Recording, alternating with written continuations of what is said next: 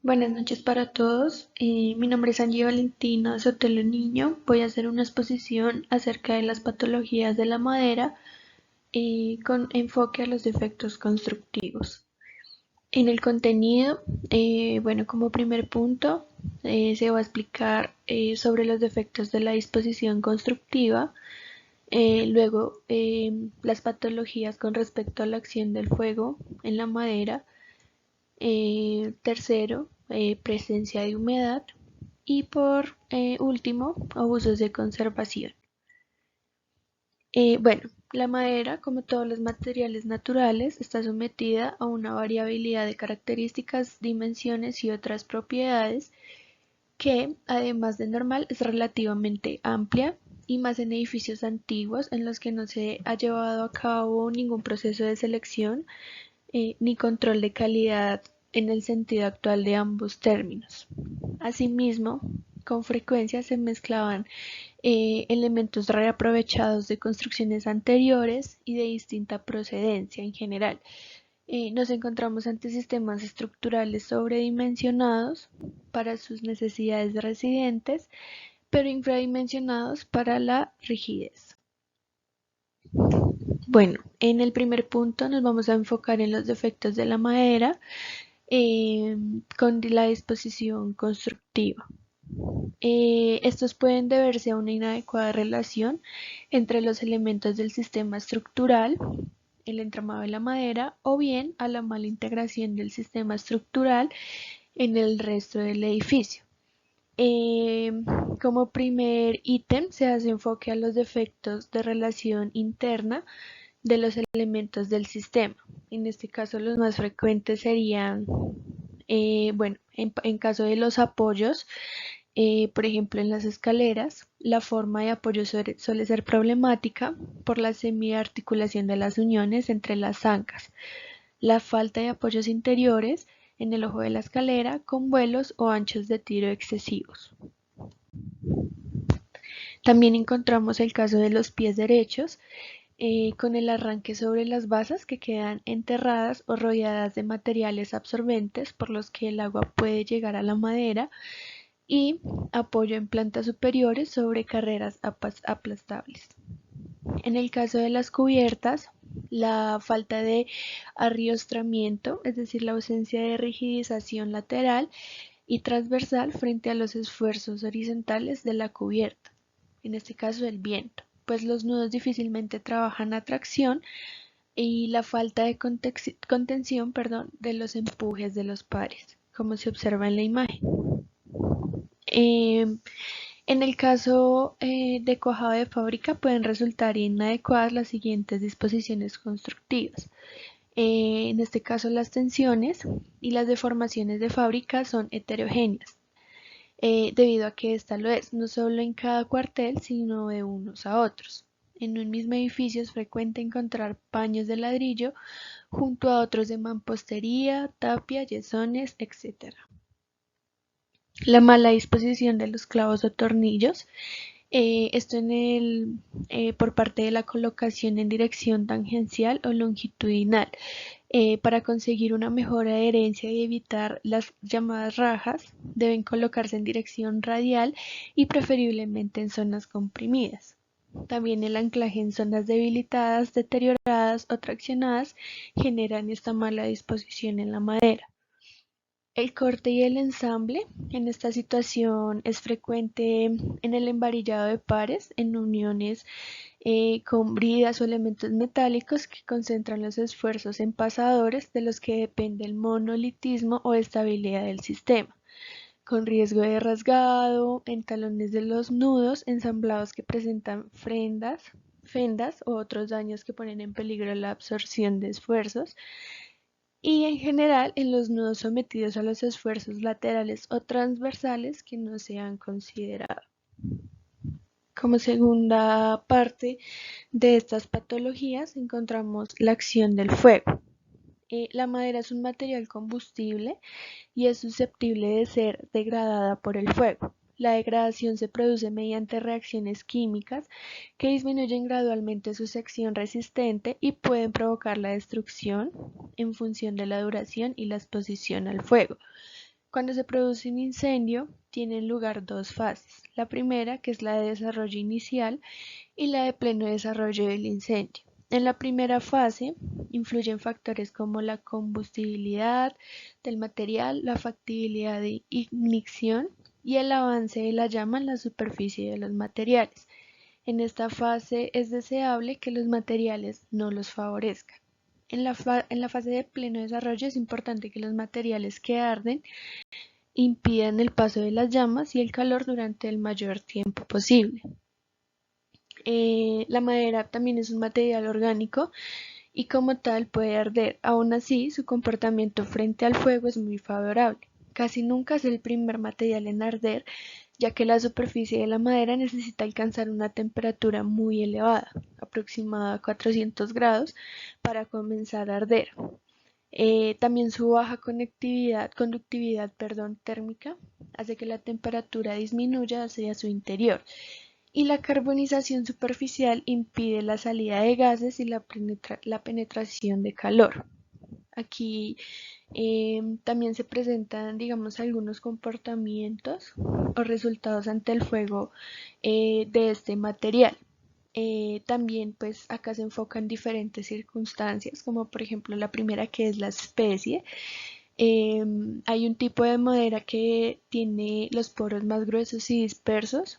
Estos digamos que al ser de esta forma híbridos permiten que el calor lo absorba más fácilmente. También el estado de conservación, o sea, es decir, el calor o el fuego atacaría de una peor forma en maderas envejecidas, agrietadas o infectadas. También tiene relación con la superficie y volumen de la pieza, siendo peor cuando esta más alta se encuentra. Y la posición espacial, siendo la peor la horizontal superior que la vertical y esta que la horizontal inferior.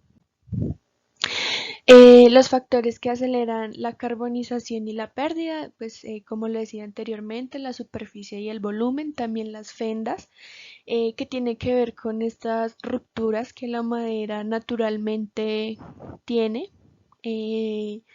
porque pues digamos que hace que se encuentren más expuestas hacia el fuego. Eh, el uso de la madera encolada disminuye la carbonización. Cuando menor sea la densidad de la madera, mejor empieza a arder y antes se consume. Cuando menor sea el grado de humedad de equilibrio, es mayor velocidad de carbonización. Como tercer punto, se encuentra la presencia de la humedad.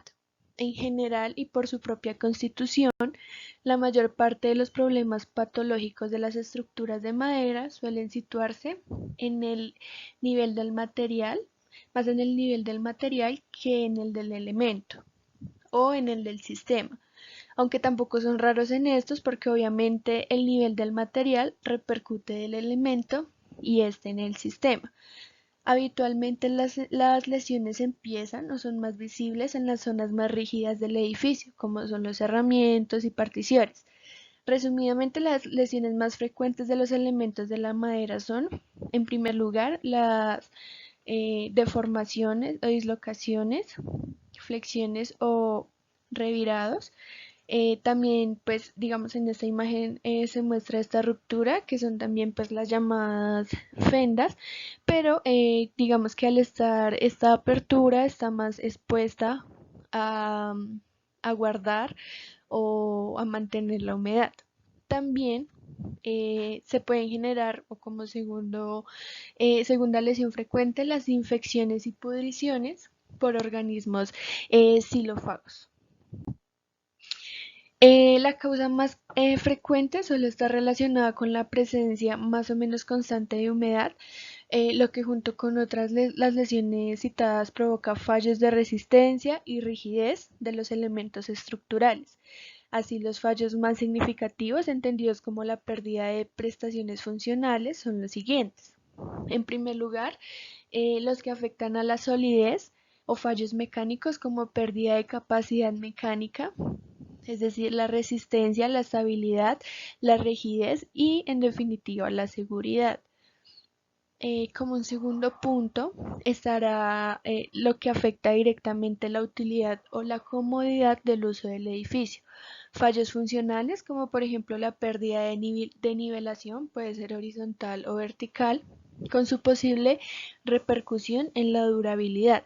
Y por último, los que afectan como tal al decoro o fallos estéticos, perdón, como cambio de coloración, fisuraciones, que suelen tener la mínima o nula relevancia estructural, por lo que más bien deben enfocarse en la patología propia de cerramientos, revestimientos y paramentos. En cuanto a los posibles defectos en relación externa de la edificación, podemos señalar como más habituales los siguientes. En primer lugar, la falta de protección de los elementos de madera contra el agua de las instalaciones puede ser por lluvia y humedades del suelo. Esta situación es más evidente en casos como los balcones, con poca pendiente o incluso con contrapendiente. La ausencia de barreras contra la humedad por capilaridad en arranque de muros y zócalos. Los cornijales de los patios tapados por bajantes, lo que además de provocar su mojado en caso de fuga o rotura de la bajante dificulta el aire y el secado pues de cada esquina de esta zona que mantiene mayor humedad pues por el resto de la pared. Y por último, hablaremos de los abusos de la conservación. Una de las primeras razones por la que los elementos de madera sufren un deterioro más acelerado es el uso inadecuado del edificio o su mala conservación. Así, en nuestro caso, es muy frecuente encontrarnos situaciones como el abandono o demora en la reparación de filtraciones de cubiertas, fugas en las instalaciones hidráulicas, etc. También la falta de reposición de protecciones superficiales de la madera, como barnices o pinturas. La realización de reformas o de reparaciones inadecuadas, como por ejemplo instalaciones hidráulicas, rosas de elementos de madera y en general reformas o traslados de baños y cocina, con largos recorridos horizontales de bajante con la baja pendiente, nivelación, relleno y sobrecarga de suelos flectados, con nuevos pavimentos que van añadiendo cargas muertas permanentes sobre los forjados. También las prótesis inadecuadas, especialmente si se fijan a la madera con tornillos o pasadores mal situados. La madera no está suficientemente sana para mantener la acción de estos. Esto es un tema con respecto eh, pues a nuestro taller, que sería patrimonio, la conservación de edificaciones o viviendas que contienen la madera como uno de sus principales materiales y cómo se hace pues estas reformas, cómo la afectan directamente. Y ya, eso es todo por mi presentación. Dejo la bibliografía y espero pues haya sido de fácil entendimiento.